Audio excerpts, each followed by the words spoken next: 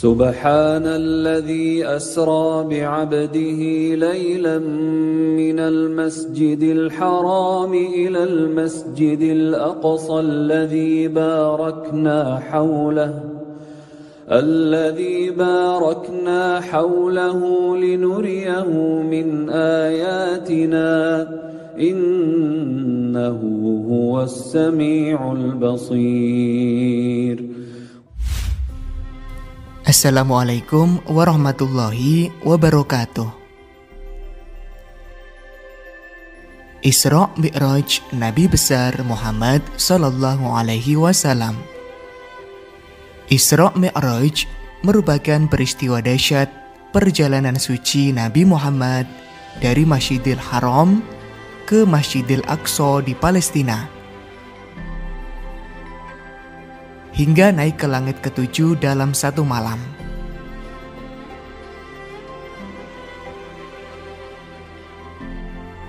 Peristiwa ini terjadi pada tanggal 27 Rajab di tahun ke-8 kenabian. Kisah perjalanan suci Nabi Muhammad SAW ke Sidratul Muntaha dalam satu malam bagi masyarakat Arab Jahiliyah dinilai sebagai cerita yang tidak masuk akal. Namun, tidak bagi sahabat Abu Bakar Asy-Syiddiq. Dia merupakan orang pertama yang mengimani dan meyakini perjalanan suci Rasulullah Sallallahu Alaihi Wasallam. Karena itu, Abu Bakar diberi gelar As-Siddiq atau orang yang dipercaya.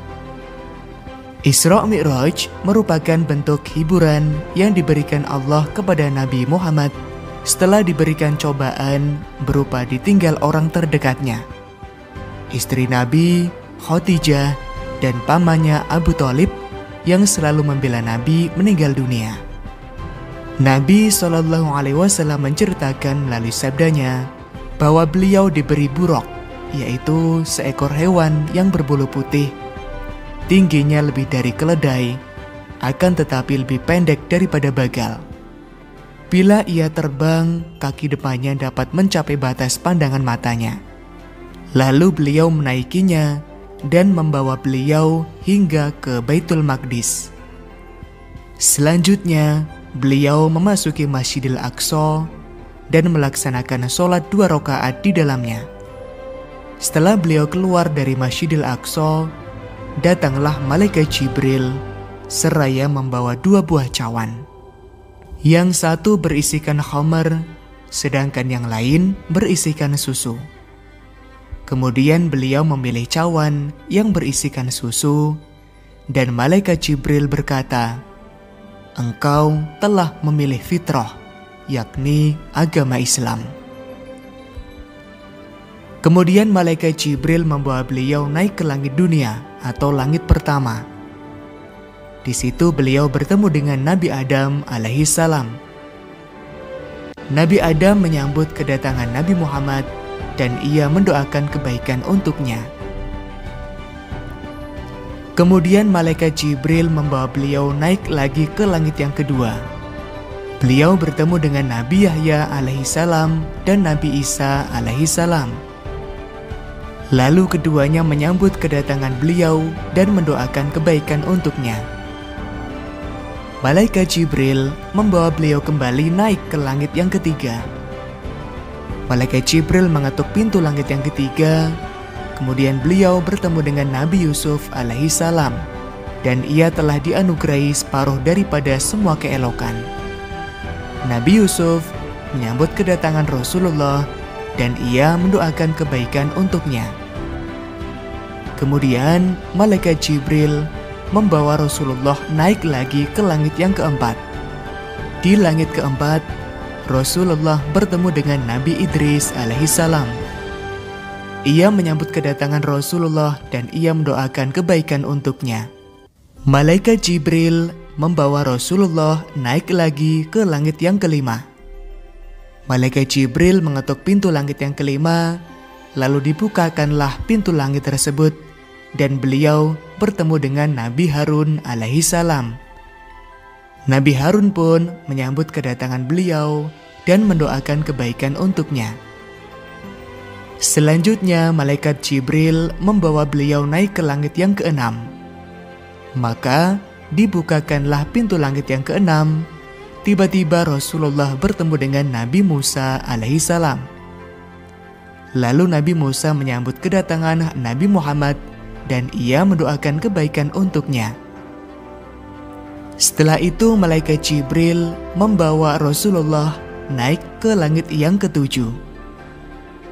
Lalu ia mengetuk pintu langit, maka dibukakanlah pintu langit yang ketujuh. Kemudian beliau bertemu dengan Nabi Ibrahim alaihissalam. Kedapatan ia sedang bersandar pada Baitul Ma'mur. Dari langit ketujuh kemudian malaikat Jibril membawa Rasulullah naik ke Sidratul Muntaha. Beliau bertemu dengan Allah Subhanahu wa Ta'ala. Kemudian Allah mewahyukan kepada beliau secara langsung, dan Allah telah mewajibkan kepada Rasulullah 50 kali sholat untuk setiap hari. Setelah itu Rasulullah turun hingga sampai ke tempat Nabi Musa alaihissalam atau langit yang keenam. Maka Nabi Musa bertanya kepada beliau, "Apakah yang diwajibkan oleh Rabb-Mu atas umatmu, wahai Rasulullah?" Beliau menjawab, 50 kali sholat untuk setiap harinya. Nabi Musa kembali berkata, "Kembalilah kepada Rabb-Mu, lalu mintalah keringanan darinya, karena sesungguhnya umatmu niscaya tidak akan kuat melaksanakannya." Kemudian Rasulullah kembali kepada Allah dan beliau memohon, "Wahai Rabb-Ku, ringankanlah buat umatku." Kemudian Allah memberikan keringanan dari 50 kali sholat menjadi 5 waktu. Hingga akhirnya Allah berfirman, "Wahai Muhammad, sholat 5 waktu itu untuk tiap hari semalam.